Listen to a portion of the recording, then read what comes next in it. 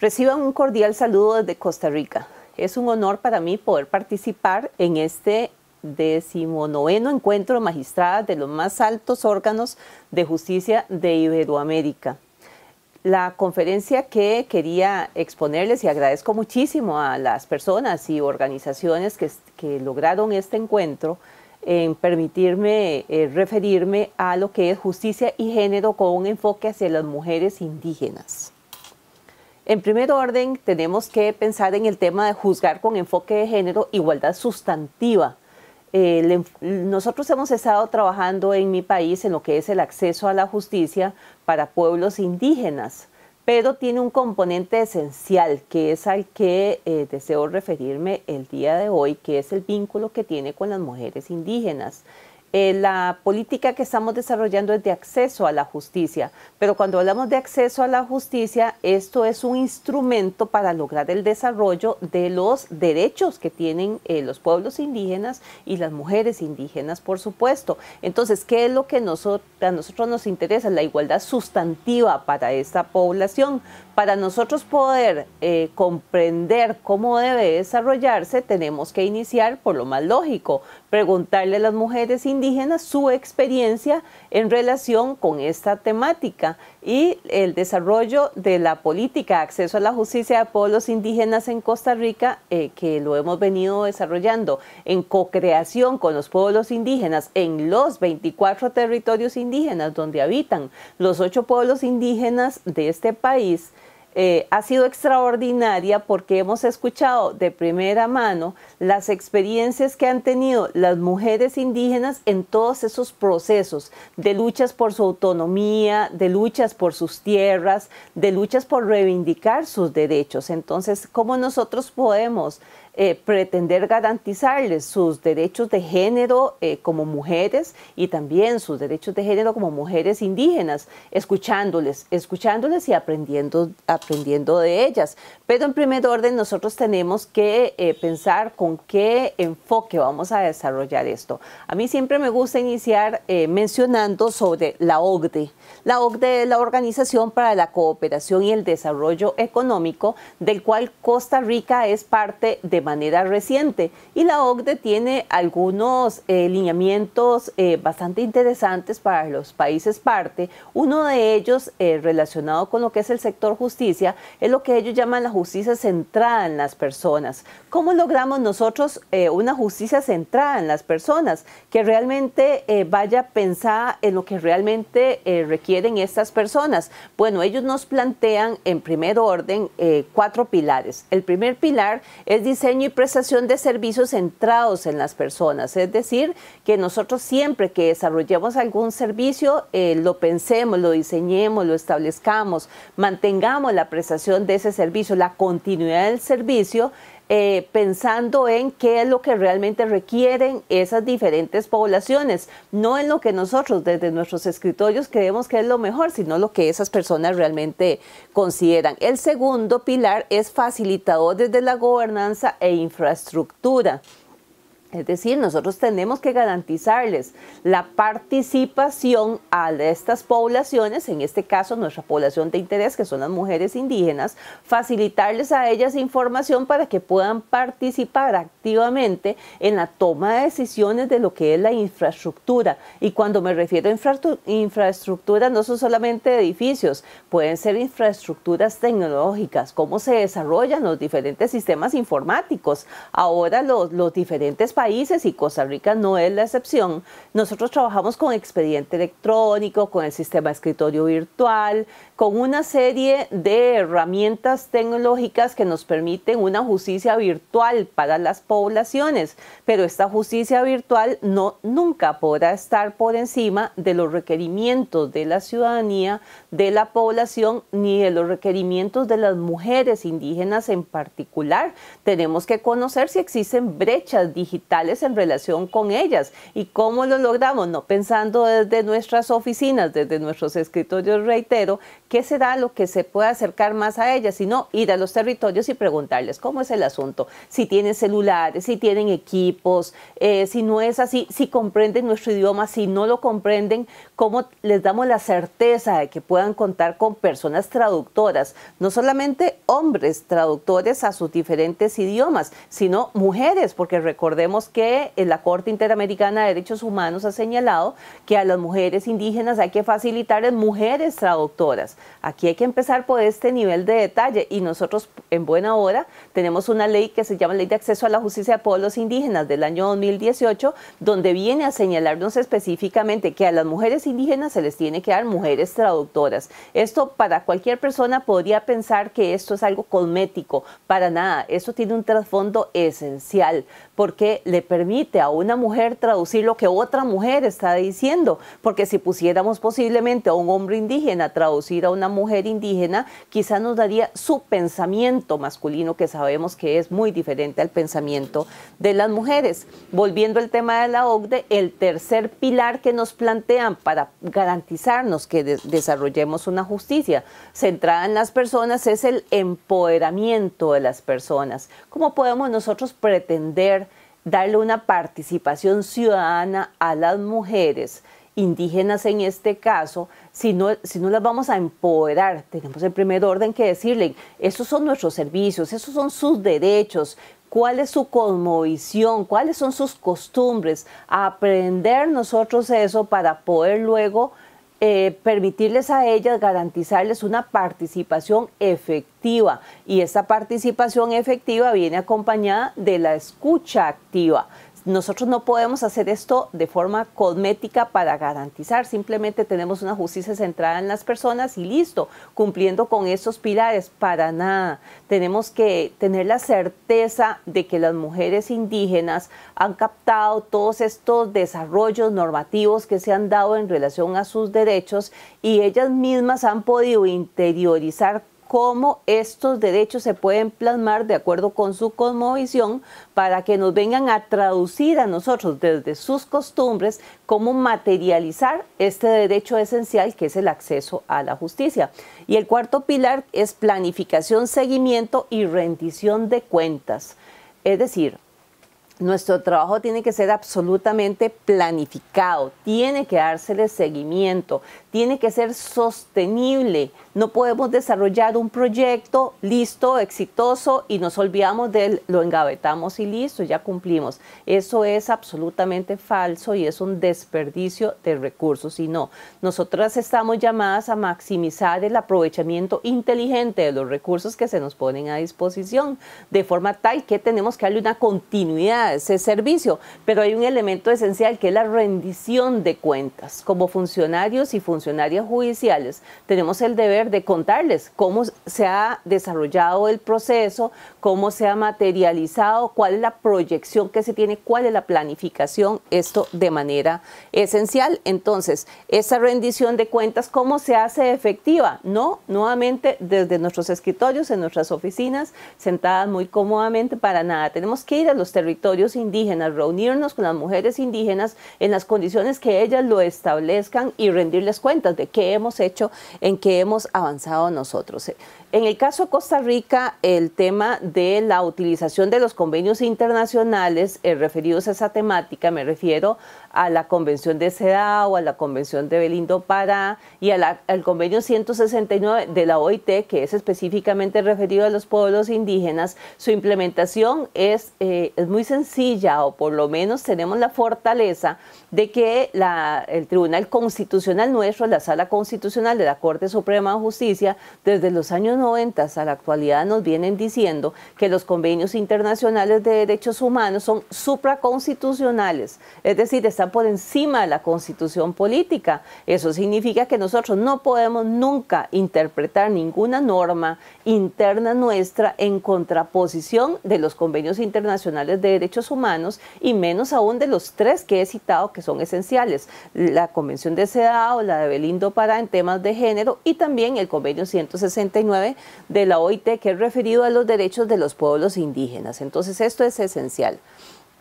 Ahora, quisiera mencionarles también que ya entrando más en el tema de lo que es la situación de la población indígena en Costa Rica, debo indicarles que tenemos unas medidas cautelares que estableció la Comisión Interamericana de Derechos Humanos contra el Estado costarricense. ¿Y por qué fue que la estableció? Porque resulta que nosotros estábamos, desde la perspectiva de la Comisión Interamericana, incumpliendo con los derechos que establece ese convenio 169 de la OIT. ¿De qué forma lo estábamos incumpliendo? Porque según ellos no estábamos garantizándole la vida y la integridad a los pueblos indígenas. Entonces, hay dos pueblos indígenas en concreto, que es Terra y Bribri Salitre, que están ubicados en Buenos Aires de Punta Arenas, que es una de las provincias de Costa Rica. Fueron a la Comisión Interamericana, hicieron referencia a todo esto y la Comisión desde el año 2015 estableció esas medidas. ¿Qué fue lo que le dijo a Costa Rica la Comisión? Primero, que estábamos en la obligación de adoptar las medidas necesarias para garantizar la vida y la integridad personal de los miembros de esos pueblos. Segundo, esencial concertar las medidas a implementar con las personas beneficiarias y sus representantes y estar informando periódicamente los avances que hemos desarrollado. Entonces, ¿qué es aquí? Hay dos temas complejos para poder cumplir con esto que se estableció, reitero, desde el año 2015. Primero, si vamos a establecer acciones para garantizar la vida y la integridad de estos dos pueblos, o sea, también de las mujeres que habitan en estos dos pueblos, tenemos que concertar acciones con esta población. De nuevo, no podemos tomar decisiones desde nuestras oficinas. Tenemos que irnos a los territorios indígenas, conversar con las mujeres indígenas, contarles de la existencia de estas medidas cautelares y preguntarles: ¿por qué ustedes consideran que se está arriesgando su vida y su integridad? ¿De qué manera el Estado costarricense, y en nuestro caso yo trabajo para el Poder Judicial de Costa Rica, de qué manera el Poder Judicial, desde los servicios que presta, indicándoles cuáles son, podemos mejorar o garantizar la vida y la integridad de ellas en sus propios territorios? Y luego tenemos que estar informando periódicamente sobre ello. Tenemos una experiencia interesantísima y en el caso de Costa Rica, creo yo que lamentablemente también en otros países, aunque tenemos identificados los territorios indígenas donde habitan los 8 pueblos indígenas, lo cierto es que estos territorios indígenas están ocupados, según indican las estadísticas nacionales, muchas veces hasta un 80% por personas que no son indígenas. ¿Qué es lo que dice nuestra normativa interna? Que a esas personas no indígenas que habitan en los territorios indígenas tenemos que expropiarlas, tenemos que sacarlas. Si están ocupando de mala fe, sacarlas y listo. Si son personas no indígenas que están ocupando de buena fe, estableciéndose cuáles son los criterios, se le expropia, pero siempre se le saca. Es decir, los territorios indígenas deben ser de los pueblos indígenas. El Estado costarricense se encuentra aún en deuda con los pueblos indígenas en este proceso. Estamos trabajando arduamente en eso, pero no hemos logrado aún el objetivo final. ¿Qué es lo que han hecho muchos pueblos indígenas? Están recurriendo a lo que ellos llaman recuperaciones de las tierras indígenas. ¿De qué manera se hacen estas recuperaciones? Según nos indican, lo hacen de la manera más pacífica posible, pero a veces posiblemente hayan enfrentamientos con personas no indígenas que no son tan pacíficos. Nos relatan las mujeres indígenas que la violencia que se comete contra los hombres indígenas recuperadores es diferente a la violencia que se comete contra las mujeres indígenas recuperadoras de tierras. ¿En qué radica esta diferencia? Bueno, nos trasladamos a crímenes de lesa humanidad, de las violaciones que ya la Corte Interamericana de Derechos Humanos ha establecido que las violaciones de guerra son delitos de lesa humanidad. Pues en este caso lo que ellas señalan son tocamientos en sus cuerpos, agresiones a sus cuerpos, a sus partes íntimas, y entonces son aspectos que realmente no se presentan cuando hay enfrentamientos con hombres indígenas recuperadores de tierras. Entonces, una vez más vemos en la población de mujeres tener que soportar una situación distinta a la que tienen que soportar los hombres en los diferentes escenarios de la vida que se nos presentan. Esto que les estoy señalando llegó a oídos también del relator indígena de Naciones Unidas. Entonces el relator indígena, con ocasión de una visita que hizo a Costa Rica, emitió una serie de recomendaciones para el Estado costarricense y para los pueblos indígenas, que llegó al Consejo de Derechos Humanos también, donde fueron acogidas estas recomendaciones, y en relación con las mujeres indígenas indicó específicamente, no voy a ampliarme mucho solamente sobre este tema porque yo sé que ya han pasado varios minutos, pero sí quisiera ser un poquito específica sobre esto. El relator especial sobre los derechos de los pueblos indígenas, José Francisco Calitzay, en su visita el 7 de octubre del año 2022, es decir, bastante reciente, y en el informe que presentó en esta fecha, planteó las siguientes recomendaciones. Dice, en primer orden, adoptar las medidas efectivas para prevenir y reparar el maltrato físico y psicológico de las mujeres indígenas causados por el conflicto de tierras. Es decir, se está evidenciando a nivel internacional la situación por la que están pasando las mujeres indígenas de Costa Rica. Nosotros tenemos que conocer eso, tenemos que comprenderlo, porque vamos a tomar decisiones sobre esa situación en sede judicial. Tenemos que captarlo, y la forma de captarlo es con la visión del convenio de CEDAW y de Belindo Pará, porque no solamente debemos pensar en los derechos de nosotras como mujeres magistradas y las mujeres juzgadoras en general, sino también las personas usuarias de nuestros servicios, y sobre todo una población tan vulnerabilizada como es la indígena. La segunda recomendación del relator es garantizar que los derechos de los niños y las niñas indígenas sean respetados a nivel legislativo, administrativo y judicial, de conformidad con los estándares internacionales de derechos humanos. ¿Cómo sabemos nosotros cuáles son esos estándares internacionales? Bueno, el Sistema de Naciones Unidas nos viene a relatar cuáles son esos estándares, y definitivamente cualquier acción que tomemos a nivel de los poderes judiciales tienen que estar enfocadas en su debido cumplimiento. También hace alusión a la situación de los niños y las niñas. ¿Por qué esto? Porque sabemos que las mujeres tenemos el rol de cuidadoras de los niños y niñas. Sabemos también que eso también debe ser un deber de los hombres, pero lo tenemos enfrente y tenemos que tomar medidas, que tomar decisiones al respecto. ¿Qué es lo que se le presenta a las mujeres indígenas en este país?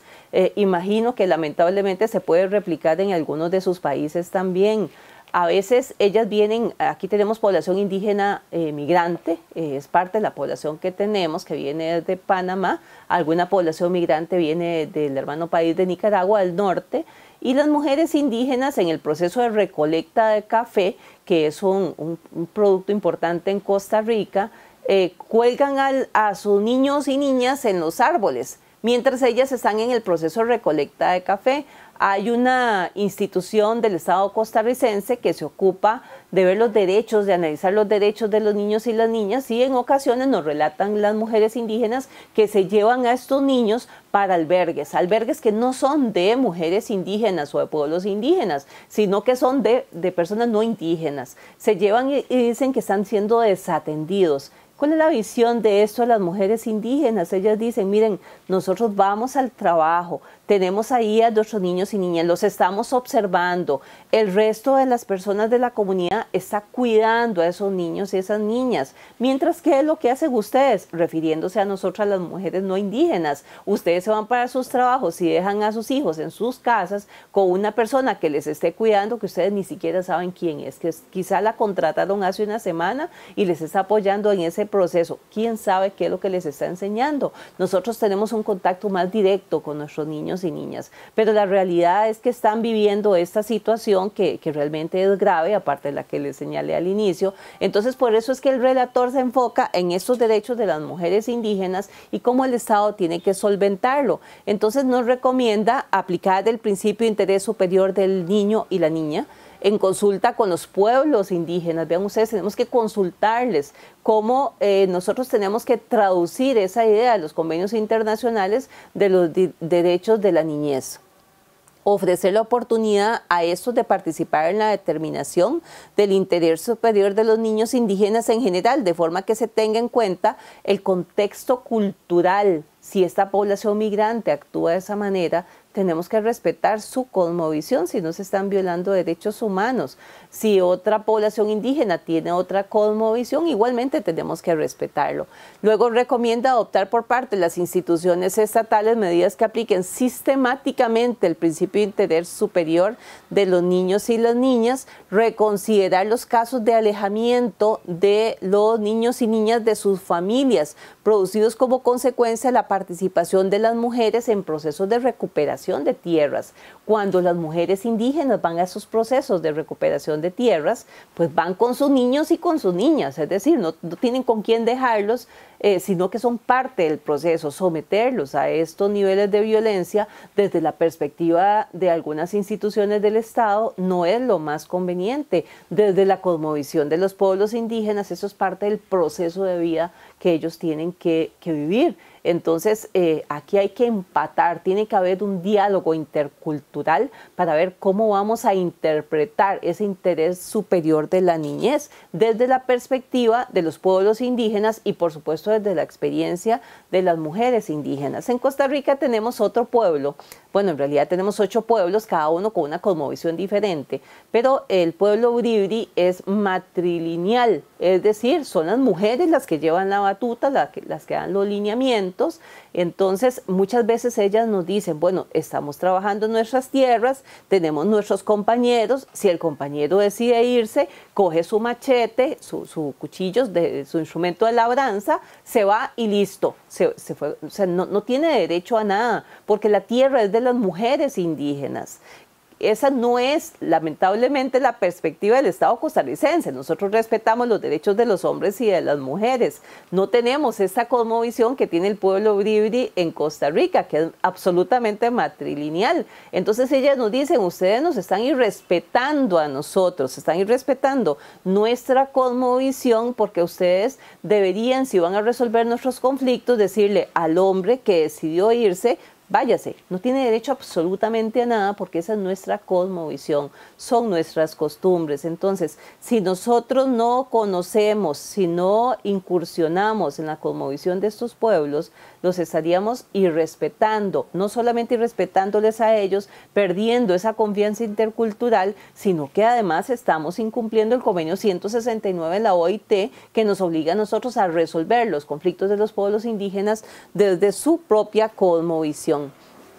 También nos señala dentro de las recomendaciones incrementar la asignación de recursos destinados a promover la iniciativa empresarial de las mujeres indígenas, pero esa iniciativa empresarial respetando la autonomía de los pueblos indígenas y respetando su cosmovisión, no en lo que nosotros creemos que es más rentable y nos dedicamos a hacer alguna actividad que nos va a generar muchos recursos económicos, sino algo que realmente se acorde con la cosmovisión de los pueblos indígenas, pero que también les permita a ellas promover esas iniciativas empresariales, es decir, empoderarlas, formarlas. Eso es parte de nuestras responsabilidades también como magistradas, de poder empoderar a este sector que es también de mujeres, nada más que mujeres indígenas. También señalan adoptar medidas afirmativas para garantizar la participación política de las mujeres indígenas, incluyendo el reconocimiento del Foro Mujeres Indígenas como un interlocutor político y de pleno derecho. En Costa Rica, y lo digo con mucho orgullo, en estos momentos tenemos una diputada que es indígena. Vean ustedes la maravilla que significa que una mujer que ha pasado por todas estas experiencias, que conoce muy bien su propia cosmovisión, venga a un foro como es la Asamblea Legislativa, el Poder Legislativo, a externar sus ideas. Esto hay que impulsarlo, es una manera de escucharlas también. Pues tenemos en Costa Rica, en el Instituto Nacional de la Mujer, una organización que se llama el Foro Mujeres Indígenas, que es el que menciona el relator indígena en sus recomendaciones. Este foro está integrado por mujeres lideresas de los diferentes 8 pueblos indígenas que tiene Costa Rica, y ese foro son mujeres extraordinarias. Son lideresas a las cuales hay que participarles, escucharlas, consultarles. Esto es parte del proceso de creación de las políticas que estamos haciendo en el Poder Judicial. Procesos de concientización con los pueblos indígenas, y sobre todo hay 2 temas esenciales y que no pueden perderse de vista cuando estamos hablando de género y justicia. Es eliminar los discursos de odio, los discursos de discriminación. Nosotras tenemos que ser cero tolerancia a los discursos de odio y de discriminación. Y por supuesto, desde nuestras funciones, ir más allá y materializar eso en las sentencias, en las resoluciones que nosotros emitimos y sobre todo exponer estas realidades que se presentan en nuestros países a las diferentes magistradas y magistrados tomadoras de decisiones en sede judicial para que cada vez fomentemos una justicia centrada en las personas que garantice los derechos de toda la población. Eso es sintéticamente lo que quería presentarles. Por supuesto que mi exposición queda por escrito a disposición de ustedes y de don Rodrigo, que nos ha apoyado muchísimo en esto. Un saludo muy atento y un abrazo fraternal desde Costa Rica.